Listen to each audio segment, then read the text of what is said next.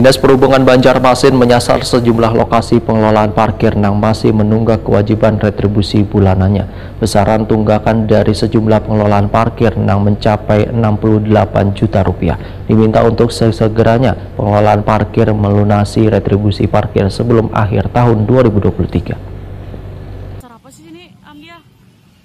Dinas Perhubungan Banjarmasin menyasar sejumlah lokasi pengelolaan parkir yang masih menunggak kewajiban retribusi bulanannya. Besaran tunggakan dari sejumlah pengelola parkir mencapai 68 juta rupiah. Kepala Dinas Perhubungan Banjarmasin Slamet Begjo Takuni Prima TV jelang tengah hari Kamis 30 November 2023 membedakan tunggakan dari pengelola parkir terhitung sejak tahun 2022 hingga tahun 2023. Tunggakannya pun dibayarkan secara mencicil.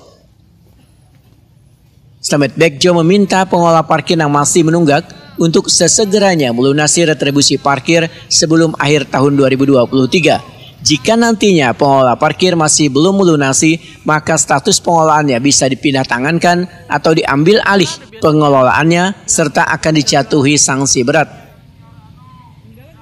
Slamet Begjo menyatakan, dinasnya akan menggandeng pihak Kejaksaan Negeri untuk menindaklanjuti terkait persoalan tunggakan ini untuk memastikan kadadak kasus korupsi. Upaya ini dilakukan sebagai bentuk keseriusan pemerintah kota agar pengelola parkir di Kota Seribu Sungai ini bisa patuhan taat dalam membayarkan kewajiban retribusinya. Akhir menunggak dari beberapa lokasi. Jumlah lokasinya Lokasi kalau tidak salah ya, kalau tidak salah 5 atau 6 lokasi. itu khusus retribusi benar. Khusus. Kita di sub itu hanya retribusi. Iya.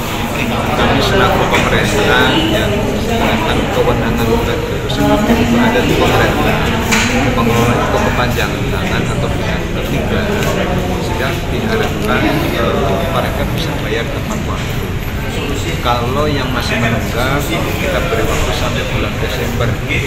Kalau tidak bisa dilunasi di bulan Desember, maka status pengelolaannya bisa kita alihkan atau kita ambil alih Dinas Perhubungan untuk mengelola lokasi parkir yang masih ada.